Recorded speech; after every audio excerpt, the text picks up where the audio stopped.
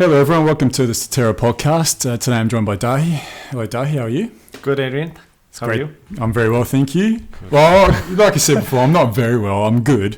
Eagles have had a win, so I'm, feel a bit better about that. Back on top, Adrian. Back on top. We're not quite on top of the ladder, but we're close to it, yeah. So, but thanks for coming on the podcast today. Look, I was always good to come hang out with you, Adrian. Yeah, so, of course it is. Bonus. But it might be the last time we get a chance to do this as well. So that's why I guess, if like you suggested, we should catch up. I asked if we could do a podcast, and here we are. Well, when are you going away? 10 days time. Oh, wow, yeah. That is much sooner than I had expected. Yeah. Let's get down to it then. No point. Could have stopped this. Yeah. Okay. 9th of June. I'm off to Europe, so yeah. And then Dahi, you're going to be in Europe, I think, as I finish off. August. Yeah. Okay. You might. When do you leave here then? 5th of August. Okay, I'll be back. Yeah. Oh, you'll be back. Yeah. Before that, okay. Yeah, cool. Yeah. So, what are we worrying about? Part one. We'll do the easy stuff today then. Yeah. Anyway, no one else wants to really listen to our travel plans, do they? No. How about we get to the topic at hand, yes. which I hadn't 75% of these podcasts. I never ever go into it knowing what we're going to talk about. That's a lie. There's a room back there that's full of all these elaborate plans and schemes. There is notes. Bits of wall string going down from like a matrix of topics to discuss and ways to fix the world, of course.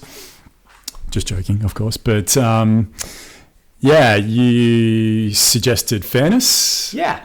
And that's something I felt quite passionate about, because a big theme in my anger, I've been quite angry over the last couple of days, has been fairness and also injustice in the world. And even though I feel like I've got a good perspective on why I'm angry about it and why injustices occur and unfairness occurs, I still have just found myself getting extremely angry about it for whatever reason. Mainly to do with my own bullshit, I suppose. So, yeah. So why was it that fairness was a topic you like to discuss? Well, I think you'll have a better answer for this now, considering that it's so active in your life right now. I was going to ask you, what was it what injustice was it that you've now made your peace with?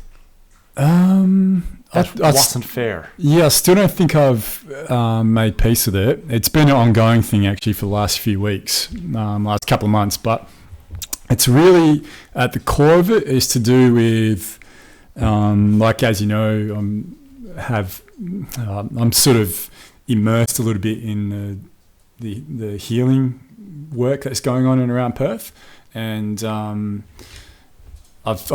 are definitely some people involved in this realm or circle who do it, and I understand it's more because of where they're at, and they're searching for something, whatever it is, but they're carrying out injustices on other people, like using other people, for example, or taking advantage of other people. And there's those who are. It's basically about integrity, really, and I'm just getting more and more frustrated at lack of integrity by certain people in this. But then that overlaps into other parts of the world as well. There's many different facets of unfairness and injustices in the world, and I think it started from that, and then I've just been just gone to the realm. I've just been focusing on that, and then also all the other injustices in the world, and getting quite angry about it. Okay. That's interesting, because I think that in that situation the anger comes from the situation being unresolved.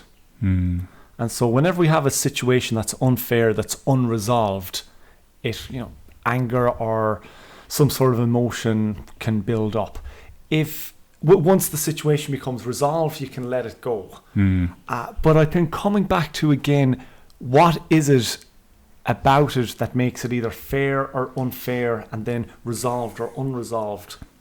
I think there's some interesting areas in that regarding fairness.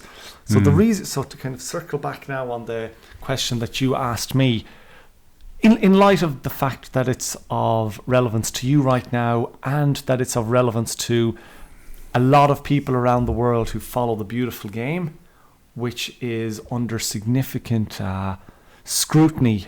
FIFA, the organising body, are being the beautiful game being football, soccer.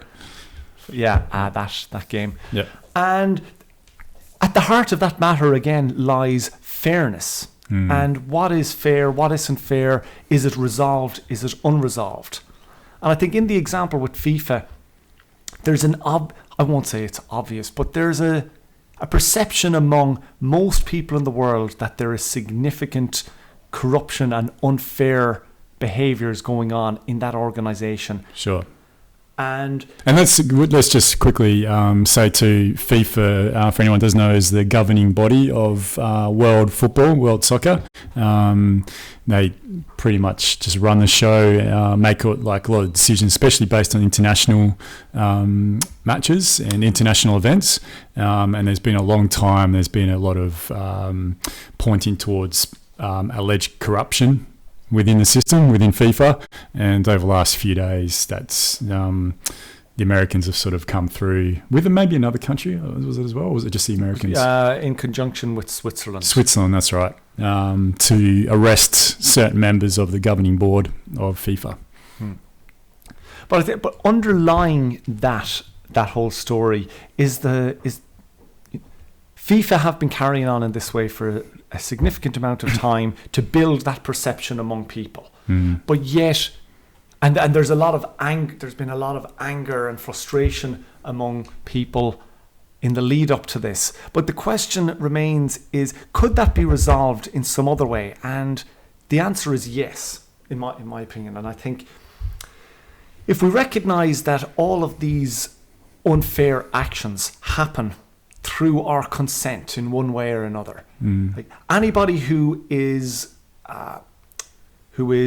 deeply attached to FIFA, we'll say, from maybe playing the game at a local level and rising up and supporting a team now and being, watching their team go to the World Cup, like they're caught up in the whole FIFA right from the local to the global stage. What it would require from them would be to say, no, FIFA, I'm not having any part of it. For them not to watch the World Cup, not to buy the jerseys or the merchandise and so forth. But on some level, we do give our consent by turning on the TV when the World Cup is on. We give consent to that corruption that we know exists there. Sure, it's like a big okay, isn't it? Yeah. The last World Cup was in South Africa. There was questions asked about the process. Brazil. Brazil. There was questions asked there about the process in terms of, where's the money going? Who's the money going to? What's money been spent on? Who's paying for it? Could it be better spent on other things? Yeah. So forth. But yet we all tuned in to watch. Yeah. It was all forgotten about. And that for me, I think, is one of the reasons why we get so angry about these things, because at some level of the equation, we've got ourselves to blame. We can point the fingers at FIFA and the corruption that's gone on there, but we also have to point the finger back at ourselves and go, we accept this. And not only do we accept it in the FIFA realm, but I think that there's a broader acceptance of, I won't say of corruption, but there's we don't carry out our true belief of what fairness is fully in our lives. Sure. And then that mirrors on a macro scale, I guess, as well. Absolutely. With events like this and other injustices that we see in the world, whether it might be like war or whatever it might be. A really easy example at the moment is, in the last couple of weeks, a number of the big banks in the United States have been subjected to the largest fines that have ever been given to financial institutions ever. Really? I didn't know. Thank you for proving my point. As a switched on guy who's connected to information sources, that wasn't on your radar of things that happened. No. And there's a reason for that. It's because we don't want to know. Well, we don't want to know, or do we? In general, we don't want to know, do you mean? Well, I mean society, for example. This stuff goes on. Banks colluding, manipulating foreign exchange foreign exchange currency markets to make money for themselves at the expense of their customers and so forth. And has that been proven? Like, yes, and they've paid the fines for it. Right. You can look; it's all online from the last couple of weeks. Yeah. But yet, we seem to turn a blind eye to this sort of this should be the most outrageous crimes committed in our society where we are holding people to account. But when you tell people about this sort of stuff, they either go, I'm not really that interested in this. And, on some level, we give our consent not to prosecute and not to take these things any further. Because if we really did care, we'd go, I'm never going to bank with I'm going to actively work against helping them succeed in any way I can. But we go, nah, I'll just keep doing what I'm doing. And so there's so we've given our consent in that regard. But do you think though, there's a certain level of fatigue? They call it I don't know what it is, but something fatigue, where like a situation fatigue, where there's war fatigue and financial fatigue, where it gets to a point where it's just continued to happen so long that as a general public, we just get fatigued of the situation and of the subject itself. And we're just I just don't want to deal with this anymore. If it's ever a new event comes up, there's always, that's when people are up in arms. And I don't know, I can't think of an example off the top of my head, but maybe the one that just came on the top of my head was that, was he CNN reporter, NBC reporter, who for years lied about being on a helicopter. And, that was a novel situation. This journalist lied about being in a particular situation. And there was this up in arms. Everyone was like, come on, you can't do this. But those sort of things don't happen that often, where a journalist gets found out for such a gross, having such gross mistrust in the general public. But we're always inundated with stories of the banks trying to fuck us over, or the war machine, and there's a certain level of fatigue, I think, that comes into it. Famines, whatever it might be. Even the oldest one we have in the world is refugees and asylum seekers. It's been going on for thousands of years, and there's a certain level of fatigue I think we have with that as well. So I've got a feeling that often a certain level of situation fatigue comes into our ability to be able to emotionally feel any empathy for the situation, because we just disconnect. Okay, that's an interesting point. I'll just circle back on the Brian Williams example, the NBC reporter who has had a grand downfall. After being found out for essentially exaggerating his resume. Now, that's a behavior we if you look up how to do your resume online, or if you were to ask anybody how, no one would say lie on your resume, but everyone would say, expand the truth as much as you can. Sure. Get as much as you can, get away with that. And if you get away with it, good on you. Sure. Now, is that fair? It's not fair, but you could get away with it 10, 15, 20 years ago. Now, and Brian Williams got away with it for however long he got away with it. And then he got caught out. Do we have the right to go, how dare you try and do this to us? When we know that it's a behavior that we, quite generally, if we really cared about that, we would have, we would do things like fact checking. Sure. Which we don't do. Yeah. You mean we, or the or journalists as well? I'm talking in general, just fact checking is something that we've become quite poor at, especially in the news media, where the 24-hour news cycle just means that content is refreshed every day. You can get something, you don't have to be fully right on something now, as long as you've got the main news and can dictate the conversation when it comes about. Yeah. Then in relation to the fatigue, I agree, yes, there can be a situational fatigue that comes about from hearing these messages over and over again. But I think in my experience, it's only fatiguing if you either feel like you're not making any progress, and that for me generally comes when I'm not doing anything to, try and make the situation a bit better. Sure. Anytime that I've gotten involved, anytime there's been a cause that really kind of spoke to me, even if my level of involvement was just understanding more about it, I always found that was an empowering thing to do, as opposed to just going, oh, that situation is hopeless and beyond my control. I can't even get involved in it. So yeah, the fatigue thing is a possibility, but that's an excuse. It's definitely an excuse. It's an excuse. Yeah, definitely. Yeah. But is that just sort of set in genetic traits of human beings, of human behaviour, though? In what way? Like we're already predetermined to, when we get saturated with one thing, we just lose interest in it. That's it's predetermined for us, and it takes a tremendous amount of will to turn that around, switch it around, and actually produce action for whatever cause it might be. Exactly. When things become unfair, it causes people to do something about it. Would that be but not all the time.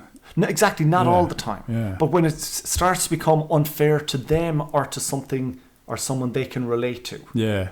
But then what levels do things become unfair? Like, I had this great analogy once, especially we'll say American economics, where it's very much capitalist based, and they've got this is a broad look at American economics, but they've got this whole aversion to socialism and fairness for all. That's generally what it's sort of painted out as.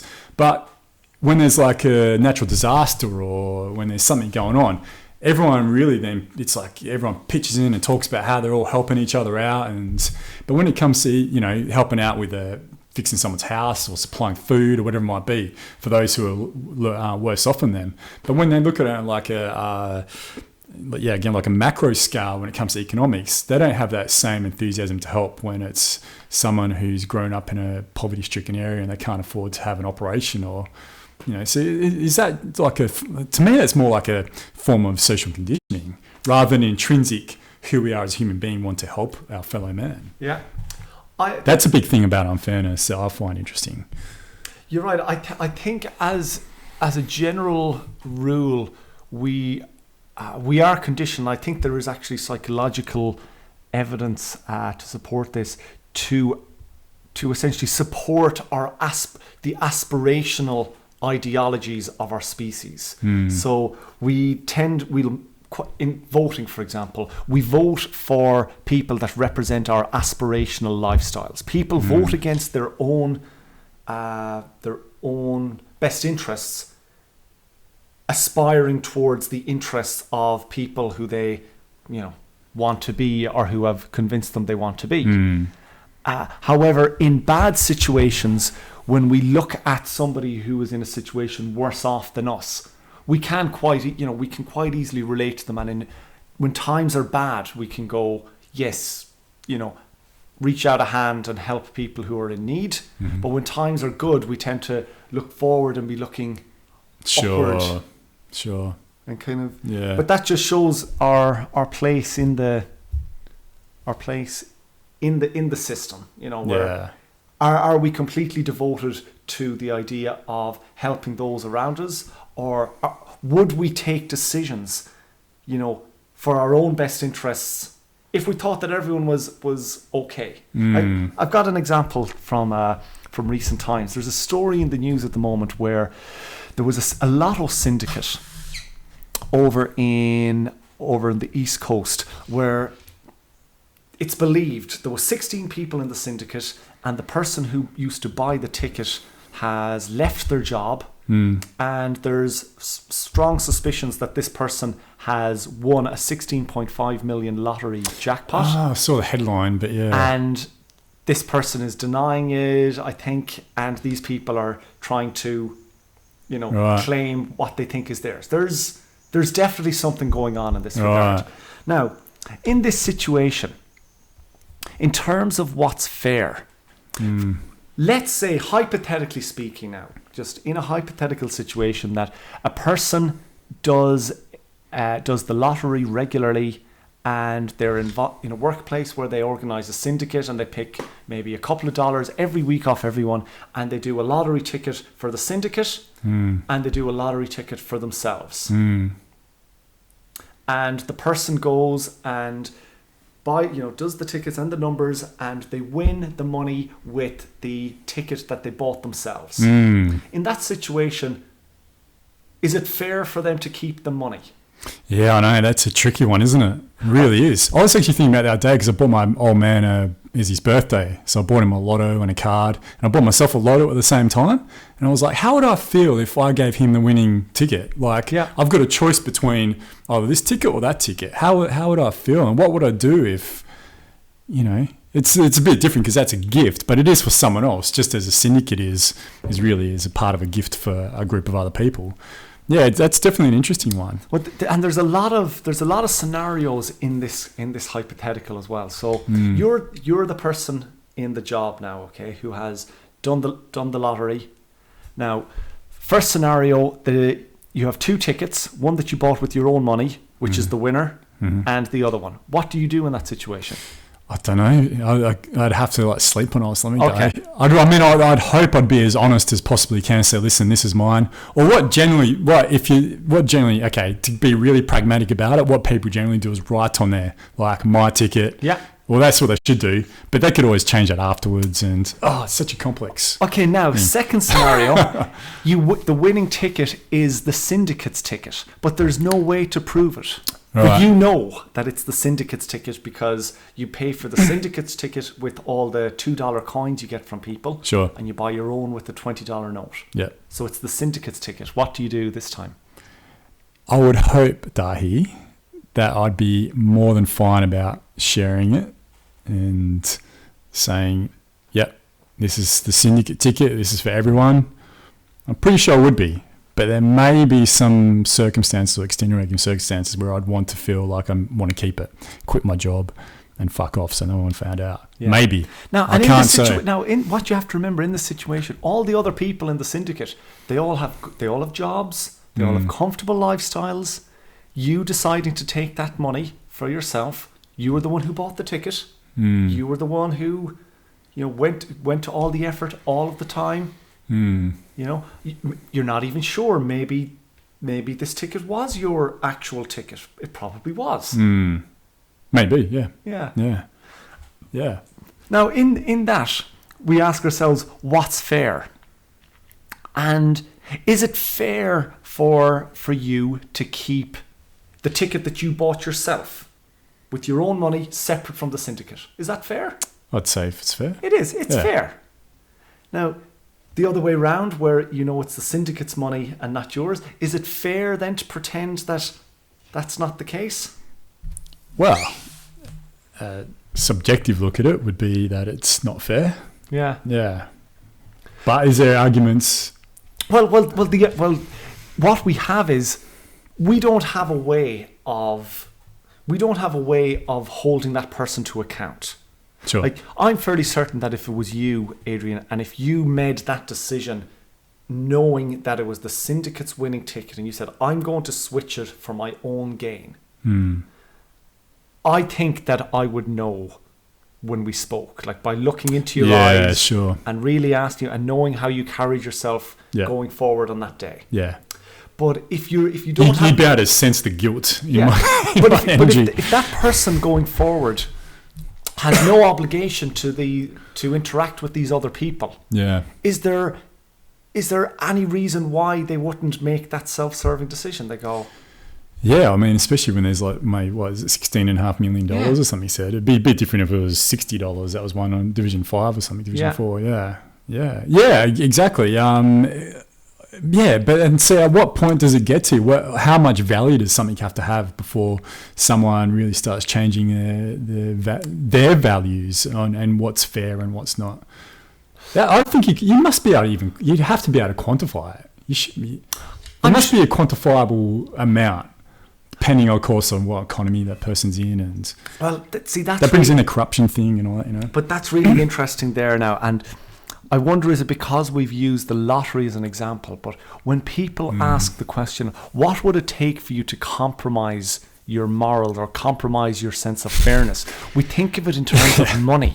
Sure. How much money for one night with your wife? Yeah. Dahi? Not that Dahi's married, but that sort of thing. Like, if I had a wife, is there there was that famous movie with Robert Redford and Woody Harrelson, Indecent Proposal, Demi Moore, where he put out a sum of money and they thought about it, and But why always money? Yeah, exactly. That's how we make. That's the scale that we use. And what's interesting back into the thing that we were talking originally about, the FIFA example, it's all tied into money again. Because as an energy form, though, perhaps it's such a powerful energy form. It's without a doubt the one of the dominant forces in our reality. Yeah. For an awful lot of people who live in this world where immersed in it, money and the exchange of energy around money plays a big part in their lives. Sure, without a doubt. Yeah, definitely. Yeah. So I mean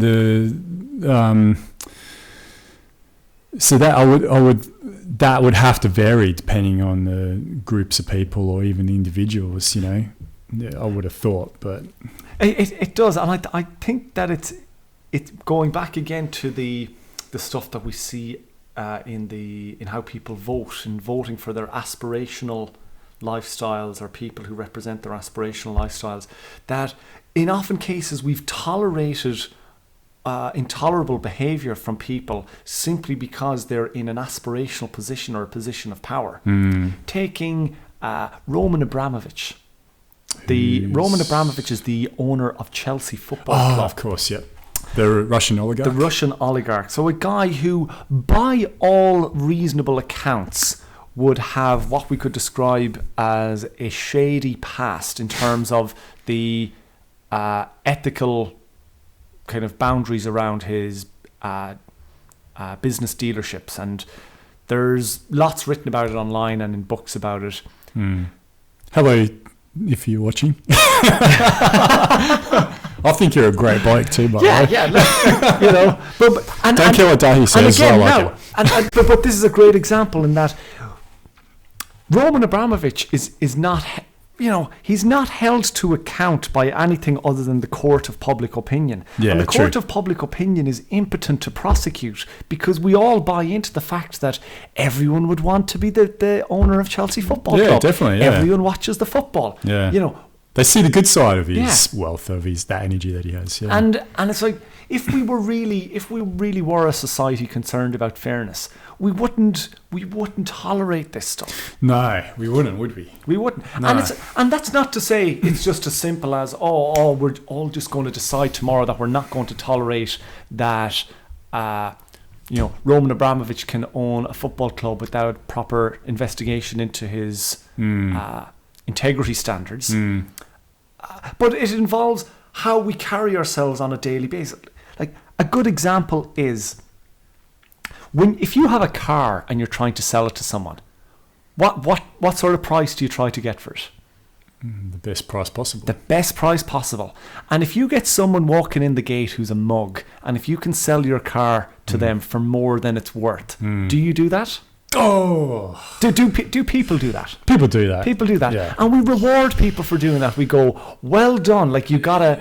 Yeah. You came out the best in that situation. Here's some more energy. Yeah. But we know that that's not fair. No. Like, most people will know how much their car is worth, and by the same token, is it fair if I was selling my car to you, for example, and if you knew that I was in dire financial circumstances, you taking advantage of that to get a lower price and unfair prices, But good on you, you got a good deal. Sure, yeah. Yeah, and there's definitely the element of it's definitely, exactly what you're pointing out. There's a congratulatory, I don't think I pronounced that word at all correctly, congratulatory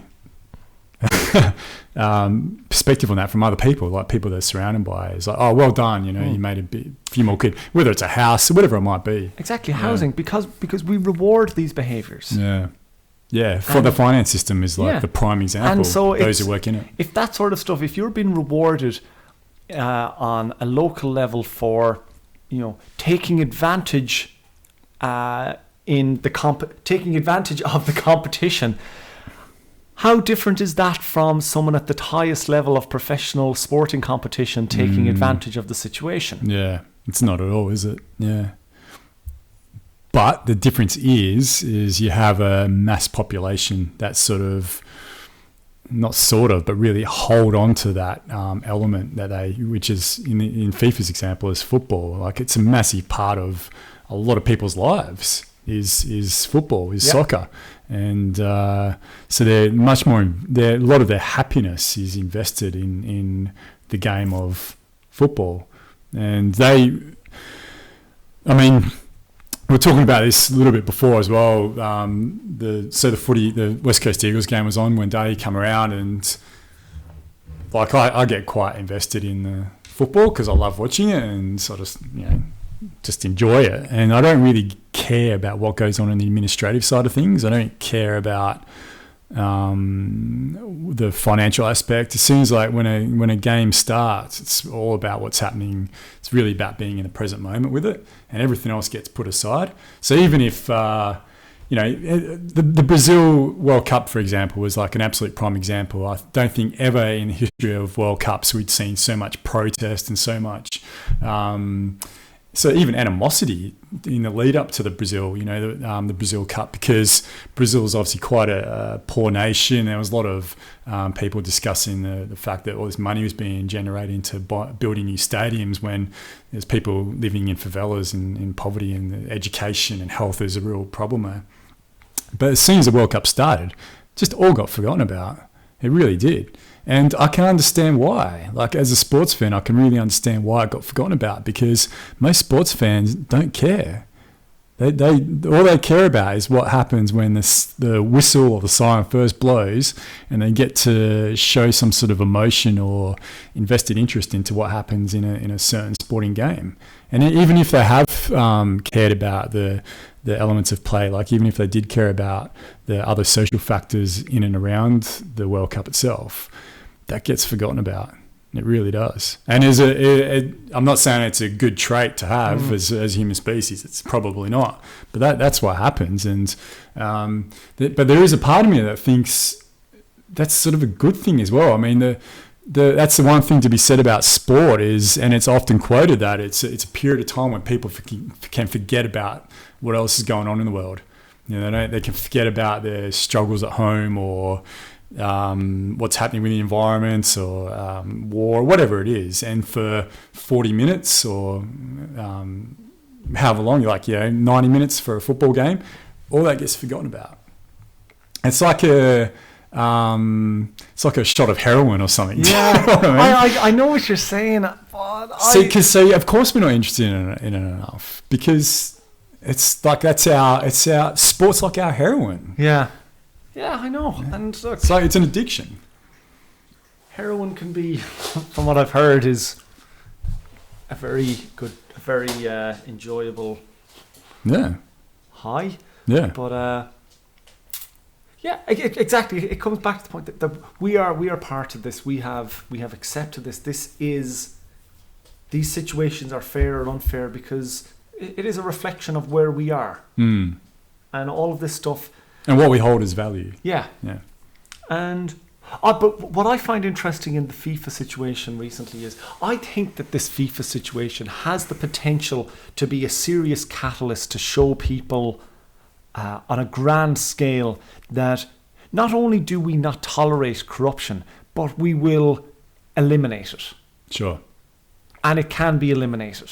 But does that elimination only come about if there's a third party's best interest at stake, at risk? Now, that's a very good question. And is that what it takes? And I would say yes, it is. Right. However, so for example, let's just quickly to dig into that. The Americans in Switzerland were the ones that went after and it took him 2 or 3 years, but went in and prosecuted FIFA.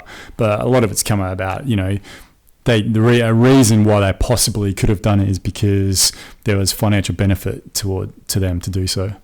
Yeah. There's financial advantages, there's geopolitical advantages, there's a number of factors involved here. The Russia winning the future World Cup, for example. And if that's the case, if it requires you motivating someone with influence to get in on your side of the situation, as what has happened here, that's what you do. Yeah. It shows the world that all we have to do is make something a cause, make it big enough of a cause, put it on the radar of people who can't ignore it. But then does it have to become an economic cause though, Dahi? Because that's where I feel that's where we're at. It has to be based on economics for us to make a decision on it. That's where we are right now in terms of how we make decisions and how we think about things. Isn't it? Look, I'm not going to... But that's a judgment of, you know, but like... It's not... I'm not going to say that I don't think it's the optimal situation, but it's a type of thinking and a means of working our way through situations that has served us to get us to where we are now. Sure. And yes, we're approaching a time where we will become more expansive in how we approach decision making, and it won't just simply be on, you know, whose economic interests are at stake. Yeah. The most base should be based on emotional value rather than economic. I would say no.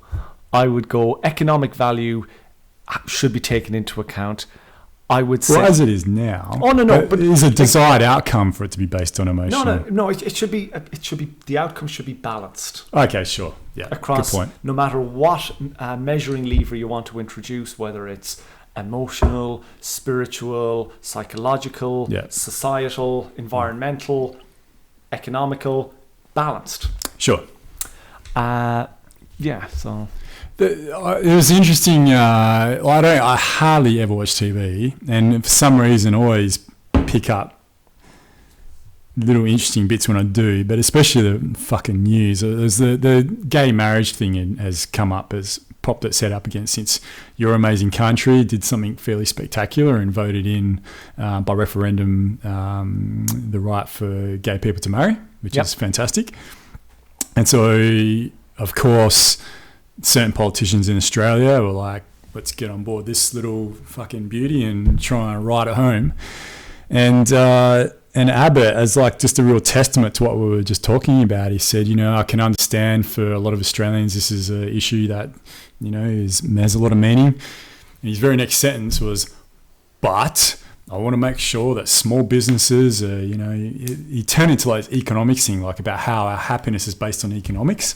And again, yes, it is to an extent. Our economic wealth and prosperity is a certain amount of our happiness is derived from that, but it's not all of it. But politicians tend to have like a really one-sided view of what it is that makes their country happy, and that one-sidedness is down to economics.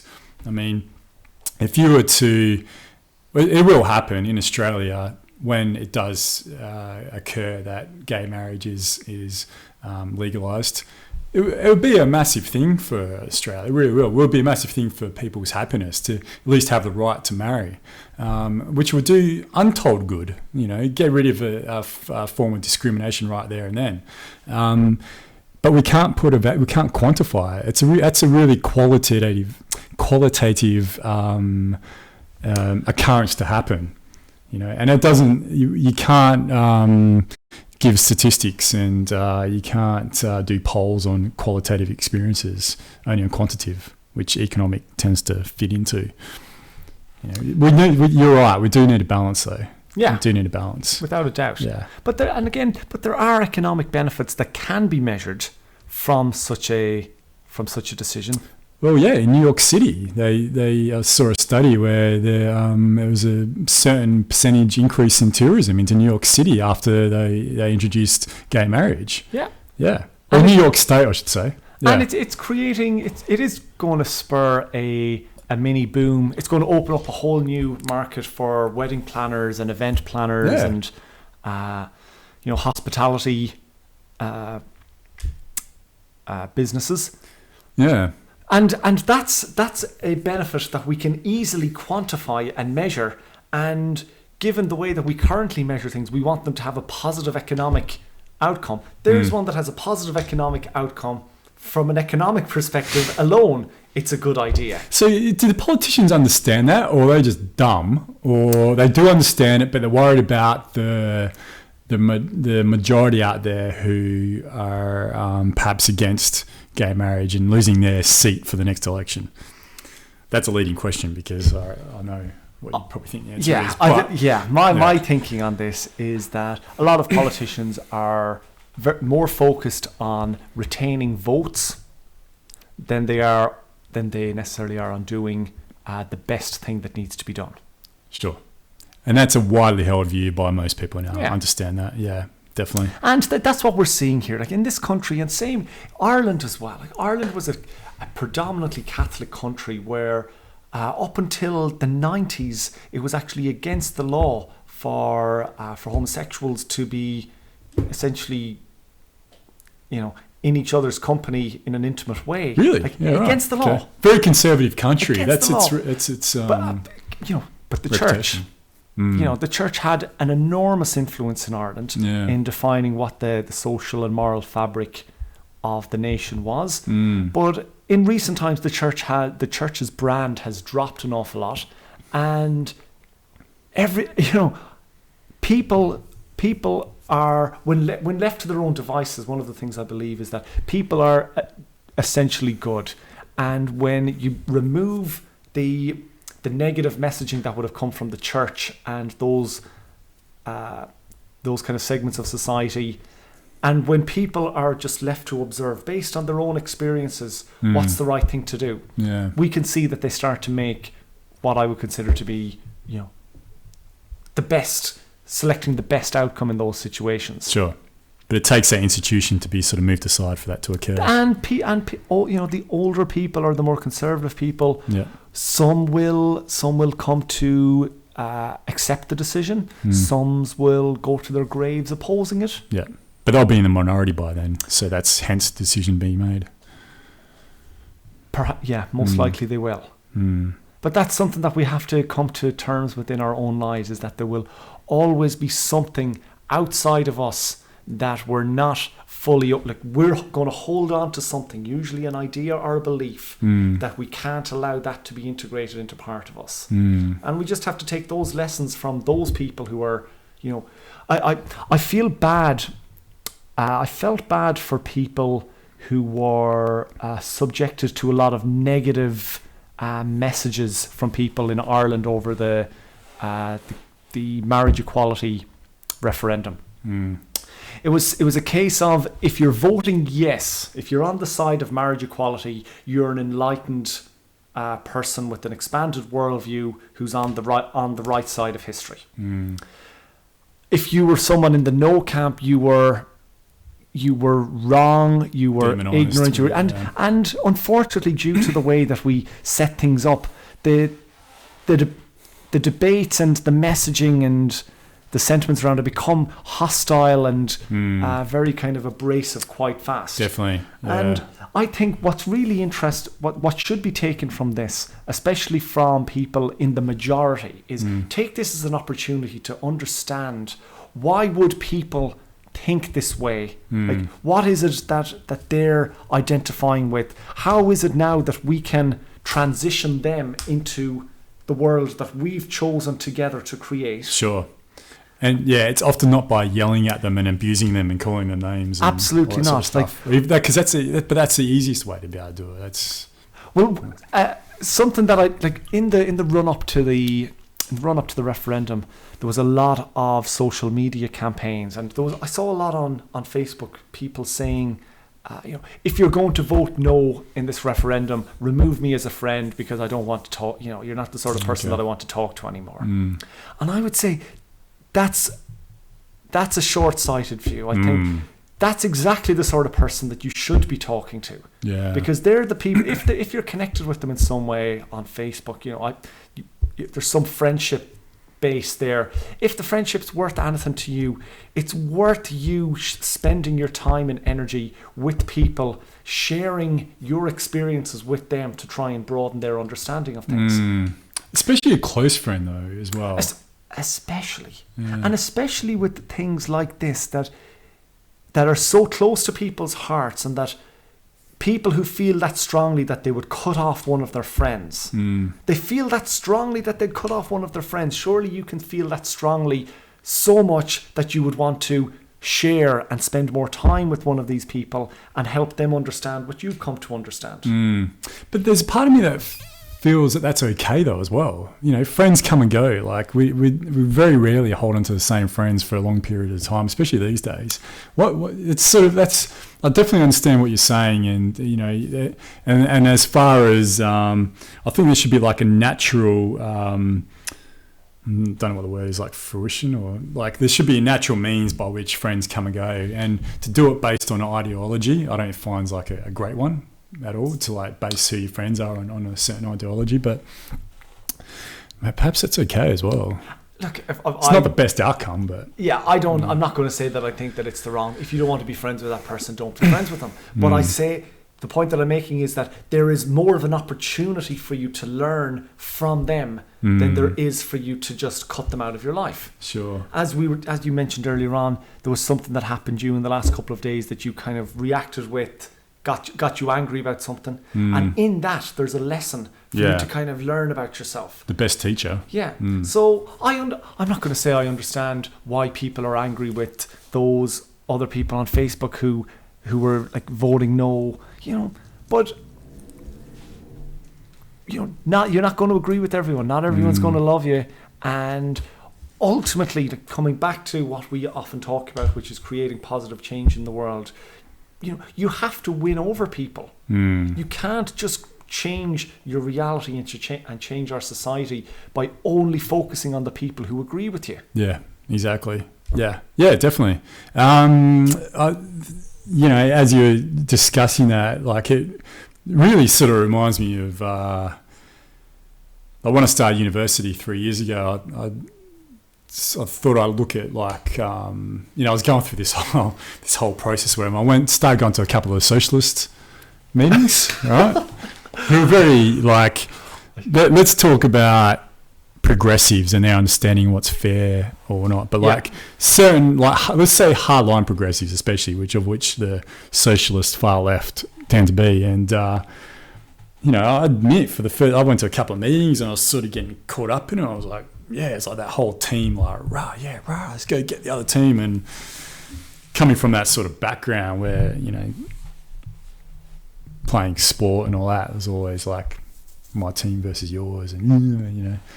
But the fucking vitriol that was coming from some of these meetings, like just the abuse and the inability to see the other's perspective, was really, really quite damaging to those involved. But they were so caught up in it. It's like a fog that just envelops them, and they find it hard to be able to even find a perspective on why another, like, say for Abbott, for example, who was like the Darth Vader to their Luke Skywalker, you know, like to understand his perspective, they were just unable to do that because they'd set themselves within an ideology, and the whole basis of what they thought was fair and correct was skewed because they didn't have a understanding of both sides.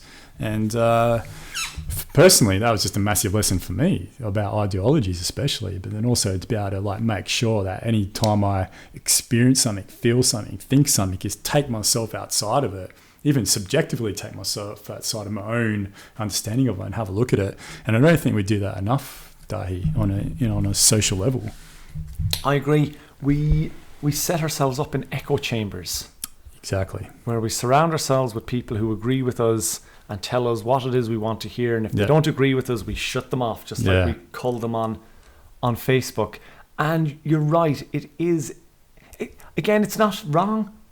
I just don't think it's the optimal way to do things. And one of the, bringing it back to, we say the socialist groups that you might have been part of. One of briefly, right? One of the common criticisms from the mainstream is that that the hard left are, you know, too aggressive, like too something, like they're just not relatable to people because there's this kind of, as you said, adversarial thing, and like, oh, very militant. Everything's wrong, as opposed to, you know, focusing again on, you know, what do we have in common? Because there's plenty with the hard left. Like, I won't even say, like, say groups like the Socialist Alliance in Western Australia, who I think have a strong underlying core philosophy, grounded in solid socialism. And I think if you were to put their ideas to a lot of people and explain it in a way that was right for each individual person, a lot of people could share an awful lot of thinking around how we structure things with the Socialist Alliance. But when everything's packaged up into one kind of one condensed message, the underlying image of the Socialist Alliance, as you said, is like a militant, hard left, socialist group, kind of like, and an awful lot of the way that they describe their policies and their philosophies come from that kind of characterization, like the voice that would represent those sort of ideas. And that's not the voice that a lot of people who would work with them necessarily want to hear. They might want to hear it in a way that's more aligned with their view of the world. And just quickly, I noticed with the people involved with it tended to be on the social fringes, like those within the Socialist Alliance tend to be on the social fringes. So I believe they felt like perhaps for a long time their voice wasn't heard. Yeah. And so they found a group that allowed them to be like, blah, and that really get their voice out. And it was intoxicating to them. They'd be in these meetings. I went to a couple of the meetings in the city and they'd be like, just, get on these massive rants. And, it was actually quite passionate and quite, and they got to be heard. And I think that's what really fuels them, is that they were on the social fringe. And this was an opportunity to voice. And they're right. Now I say Elaborate. I say that they're right in, if you were to ask every single one of them, are they right? They would say yes. If I'm to ask you, are you right about what you think? You will say yes. Am I right about the things that I think? I would say yes. I disagree with that slightly, Dave. I think both you and I are understanding enough to say this is our view, but we might not be quite correct on it. But my understanding, what I'm putting forward to you right now, I believe it to be right. Okay. Sure. I'm open to the fact that I could be corrected and made more correct. But what I'm saying right now and what I believe I'm right. Sure. Those people, you, in this conversation that you're having with me, you believe you're right in what you say. You're open to become more, to be steered even more correct, but you believe that what you're doing is right. As do all of these people in all of these groups, whether it's Socialist Alliance, whether it's right-wing conservatives. They believe what they're doing is right. And for the best. And for the best. Yeah. And if we can't integrate that into our own worldview, how can we possibly come to any understanding? Well, that's the whole premise of like social theory and practice theory, really. Like find a dialectic between say like the structure of socialism or communism, whatever ism it might be, and the individual, like the agent. And with that understanding of how they both integrate and how they integrate then in other isms, it's just not looked at in our society. Like anthropologists do it to a certain extent, but that's only such a tiny fraction of our understanding of how this world works.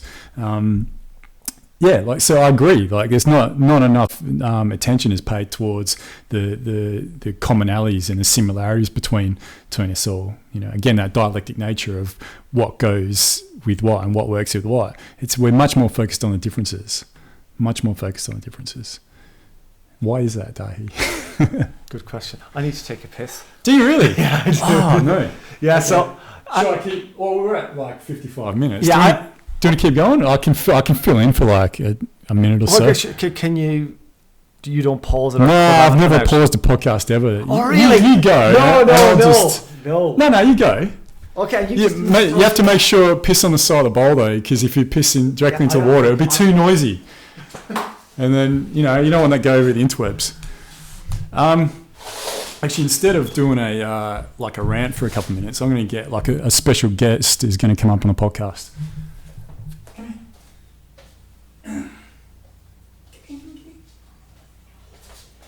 If anyone hasn't met Wolfie yet. This is Wolfie. He's looking after me for a few weeks until I go away in a couple of weeks. But yeah, he's like a superstar dog. Say hello, Wolfie. Say hello to everyone out there. He's got a sore paw at the moment. Haven't you, mate? Yeah. And I don't know if you can pick up on the sound effects, but Dahi's well and truly not using the side of the bowl.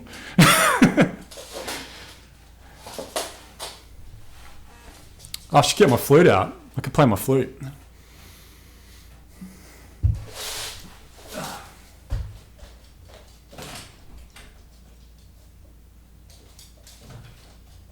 All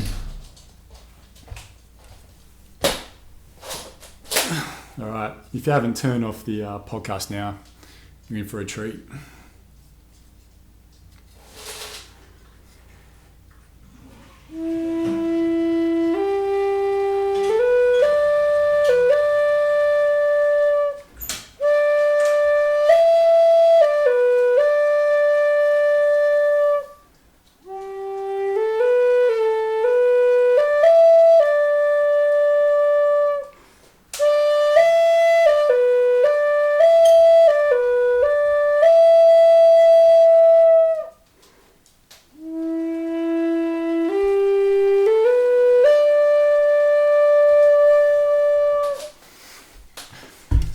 Nice one. That was all right, wasn't it? Yeah, is that cool. A good info? I want that as my intro music from now on. Every room I walk into. Okay. Actually, I want that. I'd like that. Can you do me a ringtone? Okay. Yeah. Yeah. How much money have you got? I charge. I've got like $60. It's not cheap. The quality of my flute playing skills. That's a very special North American wood flute that I got given from a friend of mine. It's a nice one, that one. It is. It's yes. Lovely. Where were we? What were we talking about? I can't remember. Yeah. Do you play flute often? Not as much as I should. When I first got it, I did. And when I was doing more ceremonies at the beginning of the year, I was practicing a lot, but university has taken up too much of my time lately, Dahi. I can see you as a man walking. I can see you walking through like Mongolia or through like some big open plains in Asia. Just you walking, carrying nothing, like maybe a little bag, and you've got your flute strapped around your back as well. That sounds fantastic, Dahi. And then you're walking down a road and there's a gang of bandits and they jump out and you like pull out your thing and you like. It's got like a knife in the middle of it. Yeah, you play your tune and that makes two of them chill out and they like bow out. But the other three are just too badass and you have to fight them and you use the flute and. Yeah. Have you seen? There's a crowdfunding campaign to get that. It was an internet movie. It just came out. Kung. I've heard of it. Yeah. Yeah, it came out like 3 days ago. We should watch it after this if you want. It goes for like half an hour. Oh, it's only half an hour long. It goes for half an hour. Yeah. Okay, good. It's I can't remember the name of it. Kung something or another. But it's basically like a piss take of 80s action movies where he goes back in time as well, and then goes into the land of dinosaurs, and then goes and fights Hitler. So. It's utterly stupid, but it's got extreme gore and violence and swearing in it. I'm going to go out on a limb and say, Adrian, this sounds like it sucks. It sucks so bad. Yeah. It's like the worst. Do I have to watch it? It's both the worst movie and possibly the best movie I've ever seen in my life. I'm going to go with maybe the worst movie, and that's the end of the sentence. Yeah, I don't know. I reckon, I could see... Yeah, how you would probably stay along those. That's no judgment of you or Dahi, but like that, it's very much like based on just bullshit, which I don't know if you enjoy so much. Sometimes is bullshit. I do, and I don't. I don't know. I'm open to be convinced. Maybe it is the funniest and most. Will you give it a go at least? I will. I'll try it out. But if it sucks, I'm going to say that this sucks. Yeah, please do. Okay. Yeah, but it's quite well done. Okay. Like, the way they did it. Considering it's just like a one man. Oh no, it was like a group of people. Anyway, we're going way off subject now. One thing I was thinking about was like also environmentally is a lot of our environment is also based on quantifiable means, and the biggest one like we've seen of late is forests. And there was a Swedish billionaire last week or something came out and bought up a huge parcel of the Amazon in order to protect it, and a lot of our natural reserves and our want to keep natural reserves as they are is based on whether it's economically viable or not. So I know, like at the moment in the Amazon, they're doing a lot of work. They've got economists in there working on how much value is the Amazon worth as a total.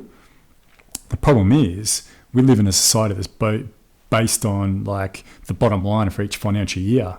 And so even though the Amazon might be worth way more to us in 100 years' time, if it's kept as it is, that's going to prevent 5 or 6 dudes from making millions or billions of dollars in the next financial year. What's your take on that, where finance and the environment come into play?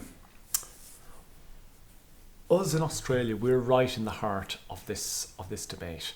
And I think it especially centres around Australia's coal exports. Sure.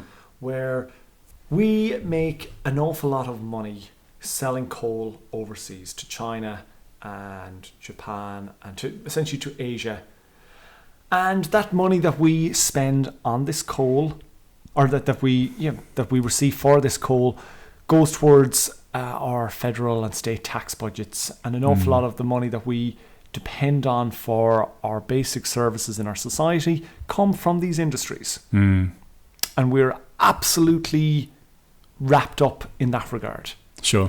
Now, we're of the opinion, and the majority of scientists are of the opinion, that burning more fossil fuels, releasing more carbon emissions into the environment, will most likely only further exaggerate the climate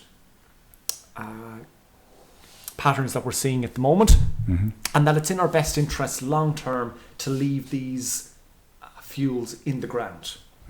But as you said, it's in the best interest of somebody in the shorter term, these particular companies and the shareholders of these companies, to dig this stuff up and sell it while there's a market, and there is a market, and there are arguments for using coal, and they're not.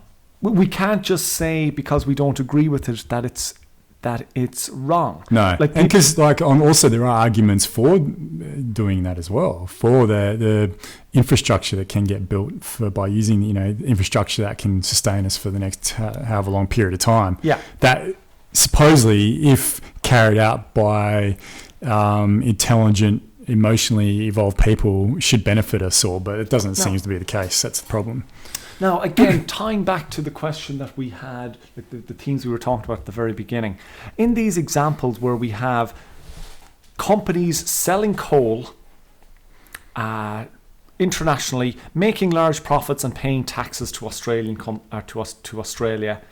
we are complicit in this agreement. We've accepted that this is the situation, and we're quite happy with the circumstances which it has given us. Australia is a very wealthy country, relatively. Our standards of living are among the highest in the world, and we are absolutely piggybacking off the fact that we are selling our resources overseas. Yep. But some big companies are the ones yielding the bulk of the profits, and the shareholders of these companies. Sure.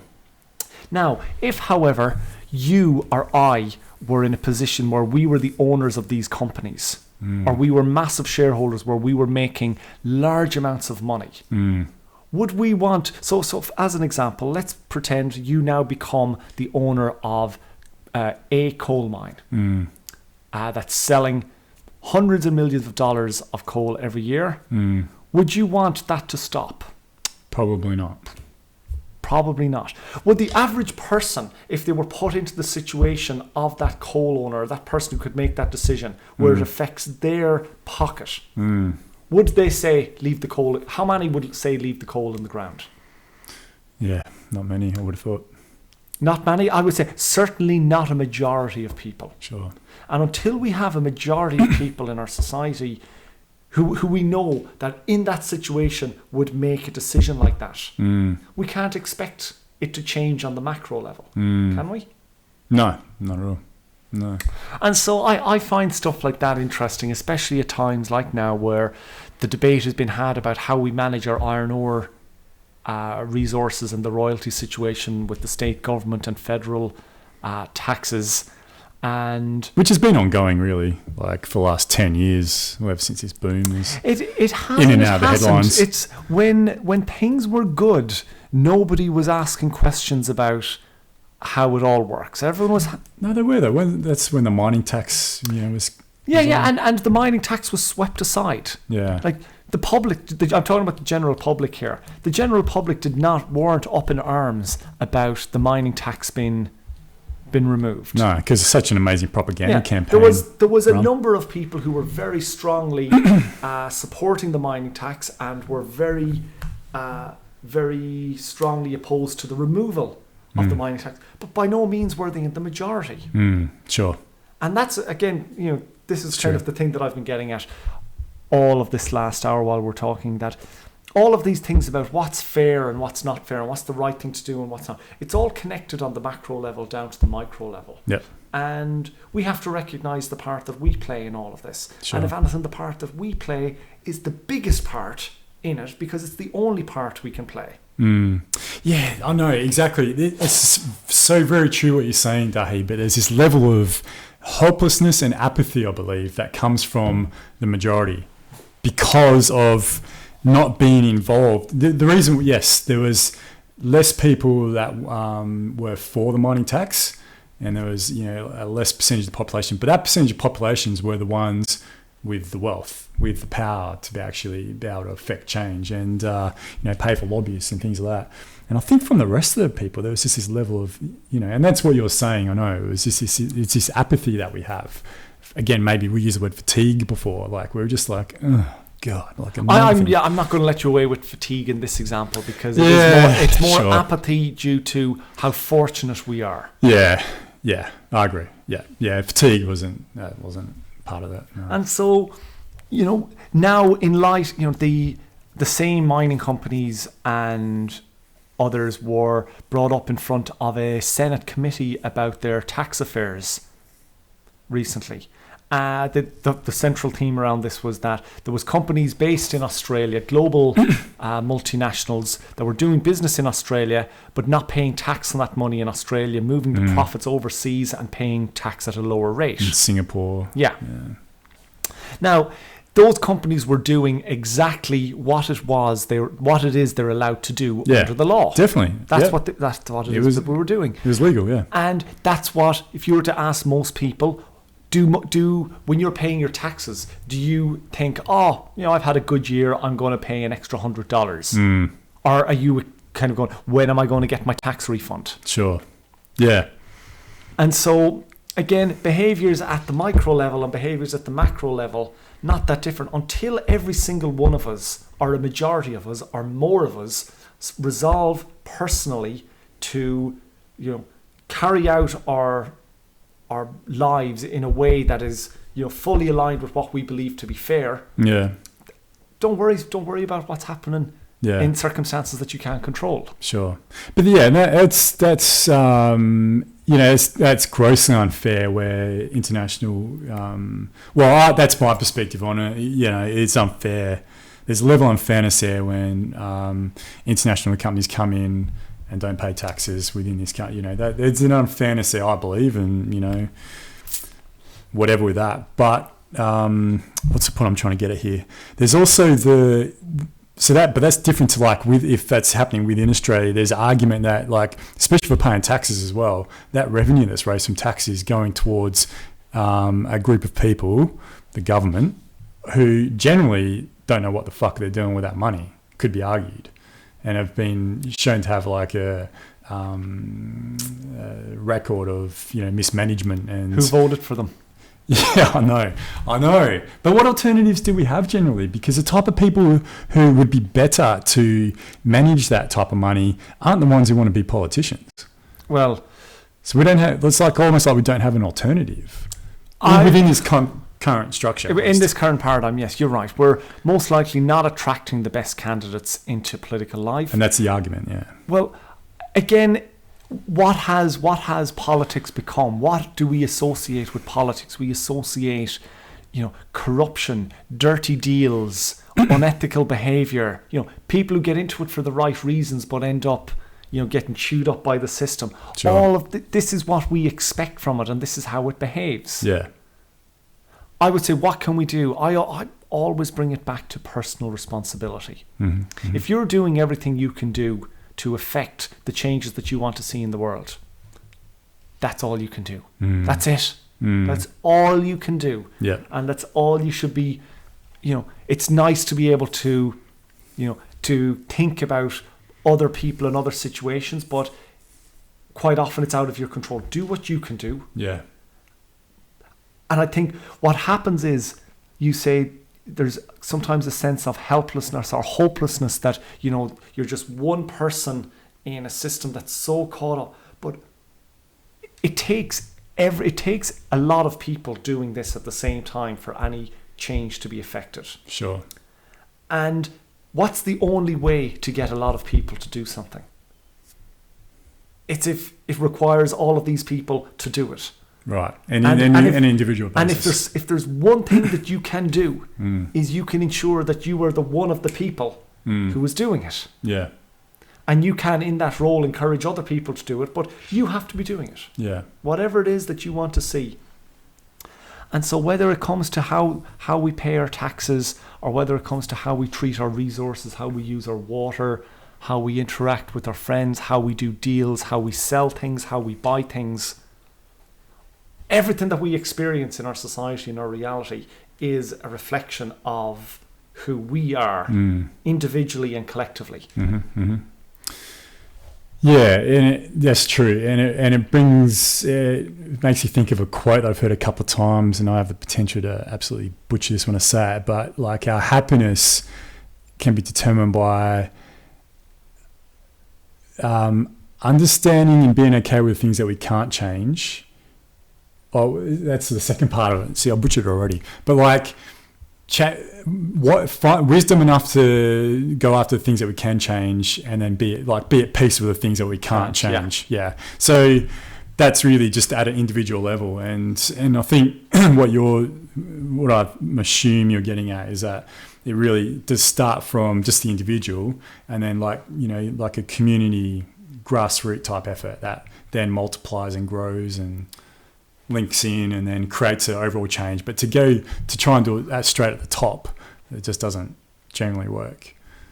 Because as we've discussed, the forces at the top are the people who have a mindset around things. It's understandable why they think that. So going back to the owner of a big coal mine, we want to ask them to keep their coal in the ground, but they make lots of money from selling coal, and we value lots of money, so we can understand why they would want to keep doing what they're doing. There's a market for it. Yeah, and we have to understand that we have to make that part of how we are in all of this. Yeah. And the reason that they value money is because we value money. Yeah. Yeah. All of us. Sure.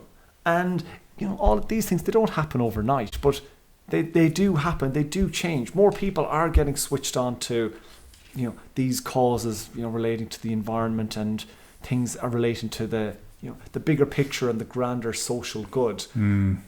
We are making progress, but we just have to ensure that we don't get lazy, we don't become apathetic. And how do we do that? Again, just by you doing, me, you, whatever it is we can do. Yeah. And holding ourselves accountable. Sure. That's it. You don't have to hold yourself accountable for a lot. You could say, I will hold myself accountable to smile at one stranger every day. Yeah. That's it. Sure. And in doing that, you're making the world a better place. Exactly. You are, definitely. Exactly. You're spot on. Definitely. You can have all the vitriol and all the passion and intent to want to change things on a larger scale, but it's the most effective thing you can possibly do is to do that on an individual basis for yourself, really.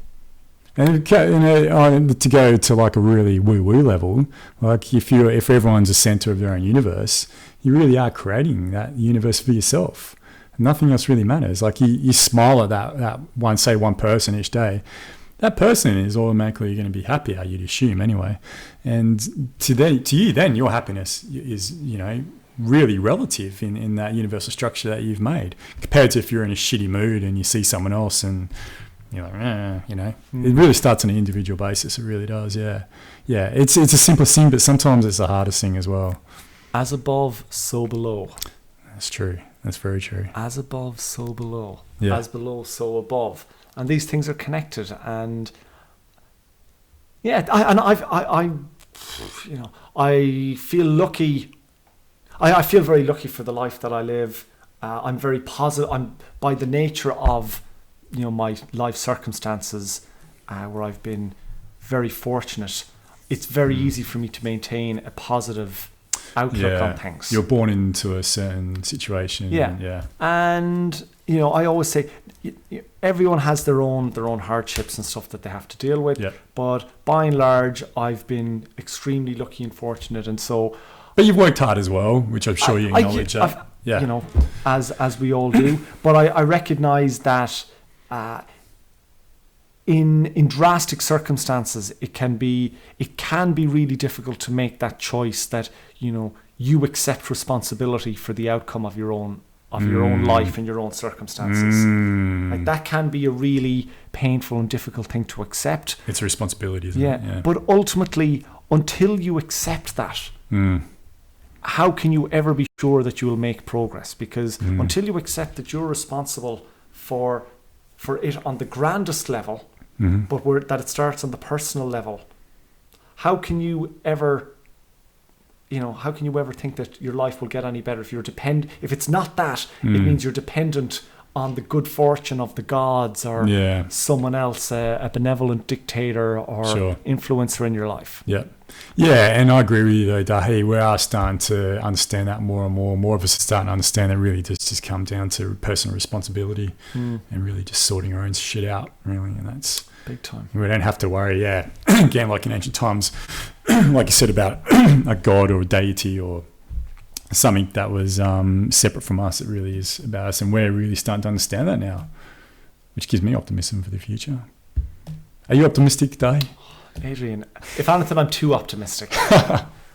Yes. Yeah, sometimes I wonder if I'm too optimistic too.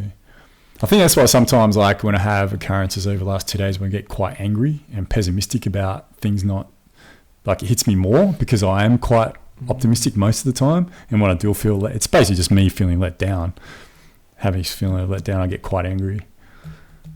I really like those situations when they come along for me because I'm the same. I tend to be quite positive. And so if I ever get sad or if I'm ever not feeling as good as I can feel, I'm like, I really want to understand why it is, because it is essentially, it's a byproduct of our existence. Sure. And we are predominantly in control of our existence. Sure. And when you start to learn about how you think and how you can reprogram your thought patterns to shift how you think and influence how you experience all of this, I see things like anger and frustration and all of these negative situations. I love them. Sure, they're massive lessons to be made. They're the teachers. It's again, it comes down to personal responsibility, being taking the responsibility for what's going on inside you rather than blaming other people. I feel shitty because of you or this or whatever. It's like, okay, what's going on within me, and then sorting it out from there. It's harder to do though. It's easier to blame other people. Of course it is. Or other things. And again, that's been the theme, all along. It's like, if we want things out here to get better, got to make things in here better. Very true.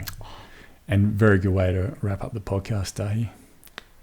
Now, thank you very much. Thank you. You've actually first, is there anything you want to finish with or conclude before we promote your blog? No, all good. Dahi's got a blog as well. He's just started getting back into as well. So can you tell us a little bit about that? Please. It's a blog and it's okaytochangeyourmind.com. Yep. Check it out. I'll put links up well for that. And you can have a wee gander at it. And and if you do actually check it out, leave a comment. I'd love for people to start leaving comments and to call me out and say that I'm wrong. Yeah. I want people to to disagree with me. I want people to piss me off. Sure. It's great because it's good to have a good understanding outside of what your own understanding is. One of my favorite blog sites is the Elephant Journal. Have you ever heard of that? Yeah, it's kind of a yoga. They do a lot of yoga stuff. Yeah, yoga, self-improvement, cool.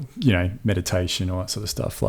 And I sent in. I wrote a blog about this little dude and about how he's helped me understand more of my spiritual nature, and it went down quite well. I had lots of positive feedback about it, and my friends really enjoyed it, and I thought it was quite good.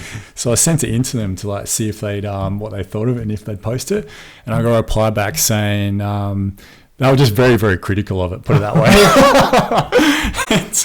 Of lots of aspects of it, there was nothing new in it and the way it was written, and I knew it wasn't the best written thing I'd ever written, but and it was more of a cutesy type thing. But it was to get that criticism back when I was like, oh cool, this is going to be a blog post that it's going to get into Elephant Journal. I'm going to have had this thing in my mind that thousands of people are going to read this, and then instead I get this email back from them, the editors, saying no, there's no way we're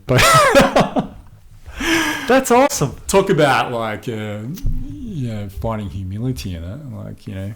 Had to be.